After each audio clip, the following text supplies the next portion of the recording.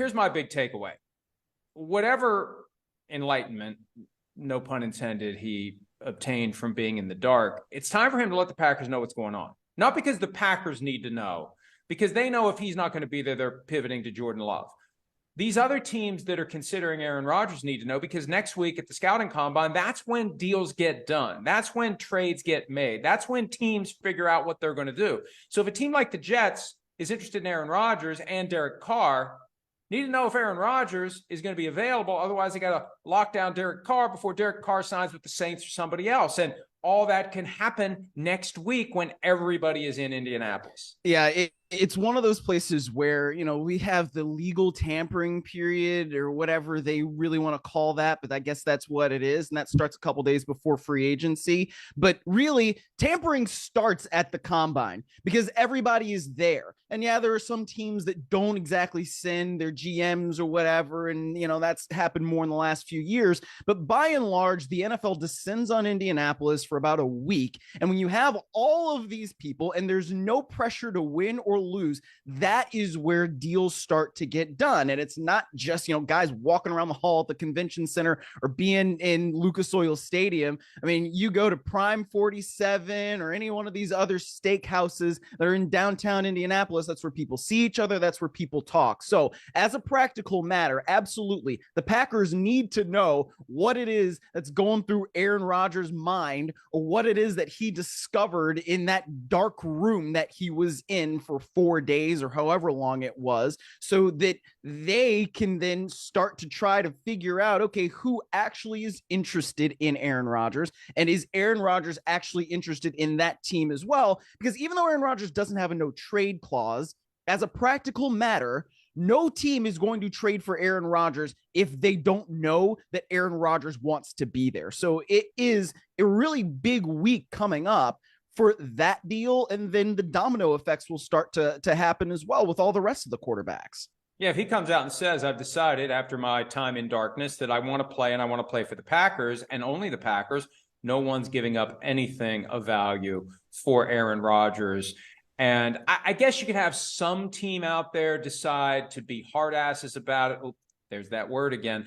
But why do you want that? You don't want that. You don't want to be the team that trades for Aaron Rodgers against his will and that says, well, if he wants his $60 million, he'll show up. You don't want that. And I think one thing we learned last year, if you're going to have Aaron Rodgers on your team, you need him to be all in. I'm a firm believer that if Aaron Rodgers had been truly all in last offseason, and I mean truly and completely, not just show up for the voluntary offseason program, but do the Patrick Mahomes, gather the receivers wherever he happened to be thing, they would have been in the playoffs and maybe would have been in the Super Bowl. That was the difference. So whether it's the Jets, the Raiders, the Packers, or someone else, you want Rodgers to be all in. And I think one of the reasons, Myles, he's going to want to stay in Green Bay, I still think that's what he does at the end of the day. Too much upheaval at this point in his life. Too much change. Too much of a commitment to have to be there for everything. Too many new people to get to know. Too many new things to adjust to. And I think that like so many of us, he realizes there's comfort in familiarity. And maybe being in the darkness for a couple of days helped him realize that life is a lot easier when you're in places that you know, and you're with people that you know, and you're doing things that you know. And I know he wants some of his guys back, but even if some of his guys are gone, it's still a lot more familiar for him than starting over fresh and clean with a new team. Yeah, I don't think Aaron Rodgers needs to start over with a new team, right? And you see the effects of what can happen when you do start over with a new team, when you look at somebody like Russell Wilson, who we're going to talk about in a little bit. But I just feel like if you're Aaron Rodgers and you understand exactly what it is that you have to do to be successful in Green Bay, that's different than going to a place like the New York Jets, despite the fact that they've got a good roster. They've got pieces that would be there to be around Aaron Rodgers.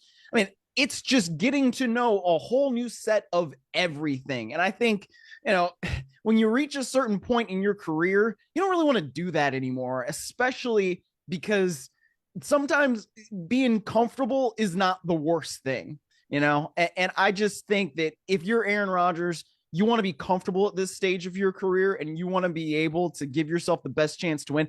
And yeah, that could be somewhere else with a decent roster, but given everything that you already know with Green Bay, you probably are still in a good position to win if you just keep you where you are.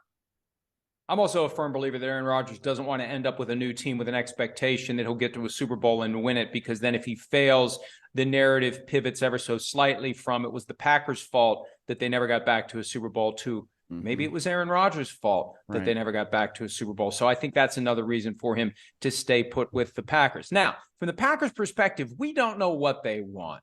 Bob McGinn, who's been covering the team forever, dropped some bombs last Friday, and plenty of people are like, oh, he's just disgruntled. They took away his credentials. He doesn't like Aaron Rodgers, this, that, or the other thing. But there is a real question. Are the Packers ready to move on to Jordan Love? And when I was on WQAM today, Joe Rose, the host there, asked me what about Jordan Love would make the Packers think he's the answer. And I said, Joe, 15 years ago, what about Aaron Rodgers? Would have made the Packers think he was the answer after he sat on the bench for 3 years behind Brett Favre. At least we saw that glimpse of Jordan Love against the Eagles on Sunday night this year where it looked pretty good. And I know that there's no game planning for him, and it's different when he's the week in and week out starter.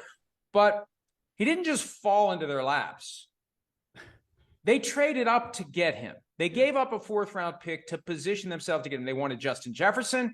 He was gone. They wanted Brandon Ayuk. The 49ers traded up to get him. The next guy on the list was Jordan Love. They traded up to get Jordan Love. They wanted Jordan Love. And after 3 years, I think at some level they want to see what Jordan Love can do because they want to continue this chain.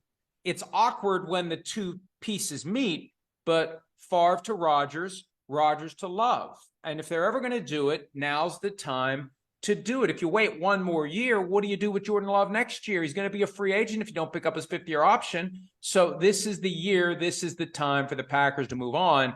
That's what makes it awkward, though, Myles, because Rodgers has all the power here.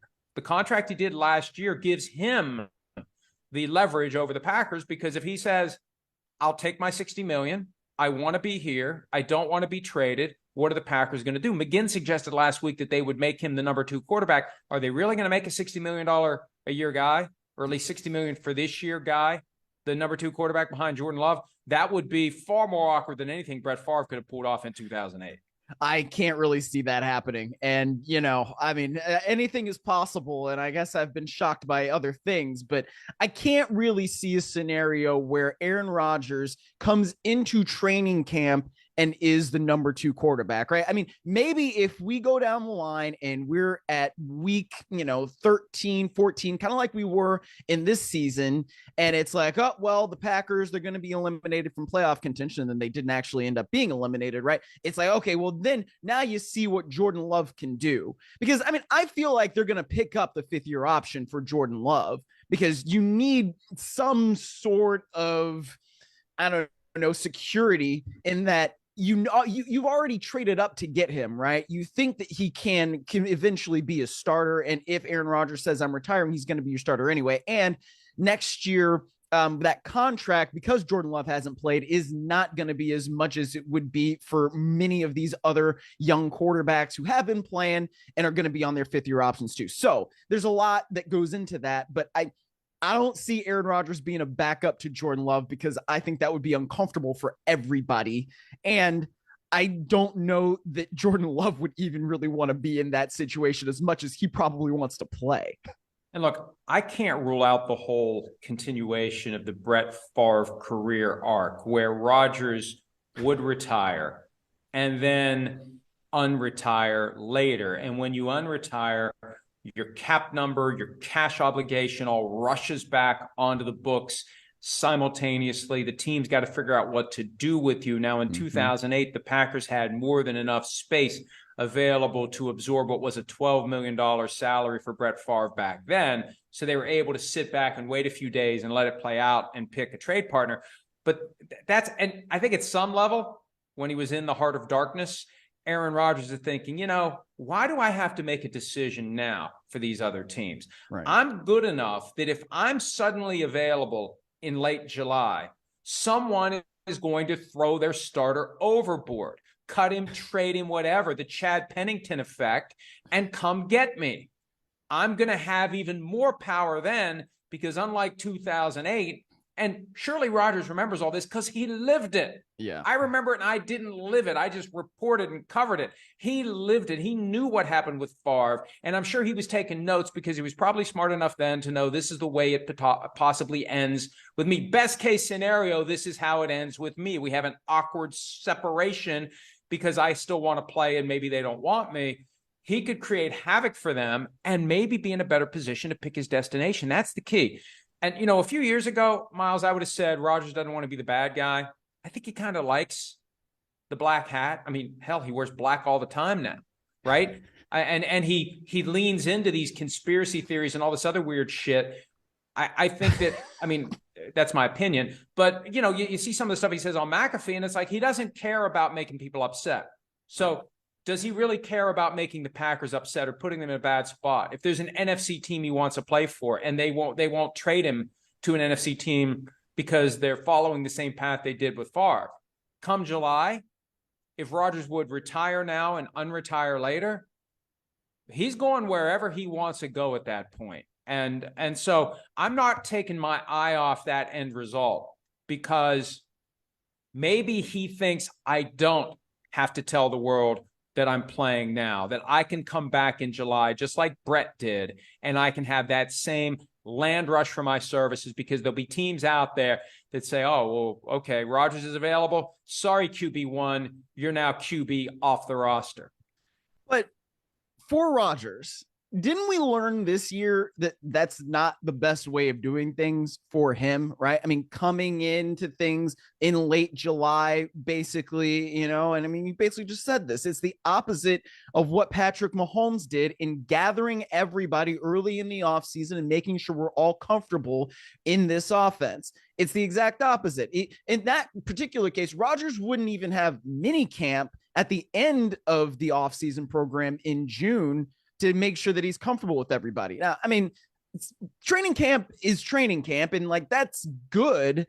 But even when you don't have all those built-in reps, that's something that's not necessarily going to put you in the best position to win when it becomes September, right? You might not get comfortable with those guys until late October into November. Again, we just saw this with the Packers this year. So that's where it's like, yeah, Aaron Rodgers could still keep playing, but is he really going to be in a great position to win a championship by doing it that way? I don't know. I'm still fascinated by what the 49ers are going to do at quarterback because the Brock Purdy elbow injury is so bad. He hasn't even been able to have surgery yet due to the inflammation. We don't know about Trey Lance. I keep watching Tom Brady, and maybe they finally make a run at him. But don't forget, it was in 2021, just before the draft, that the news bubbled up that the 49ers had made that last-ditch phone call to the Packers to see. At a time when the 49ers were sitting at third overall after they traded to get up there, evaluating the draft class, one last phone call to see if we could get Aaron Rodgers. And this time around, when he was at the golf thing a few weeks ago, and somebody asked him about this year, he said, not San Fran. Okay, maybe. But maybe that's the place. Maybe that's the place where Kyle Shanahan can make him real comfortable really quickly. But that would fit into my theory that he doesn't want to go to a place where the deck is stacked in his favor, because if he fails to win a Super Bowl, then it becomes, it wasn't Green Bay since 2010. It was Aaron Rodgers. And when the pressure is on him, we see it as the one seed. He doesn't deliver as the one seed. He won a Super Bowl as the last guy in to the 2010 playoff field. So what's your gut tell you? What do you think he's going to do? What would be, if you had to throw a dart right now in the darkness, what would it be? I would say that he comes back and he plays for the Packers for another year. That would be my gut feel right now. What about you? I agree with you. I mean, the part of me that loves chaos, because chaos results in traffic yes. and interest and money, frankly. Sorry, I'm a capitalist. Yeah, I want chaos. But I thought all along he's going to go back to the Packers. And the only way he doesn't is if they just tell him, Aaron, we're done. Yeah. And that sets the stage for all sorts of awkwardness, because if he wants to stay and they want him to go, if he really wants to dig in his heels, he's got $60 million of soil into which he can bury the back of his shoe. Hi, it's Mike Florio. Thanks for watching PFT on YouTube. Hit subscribe for the latest news and analysis from Pro Football Talk.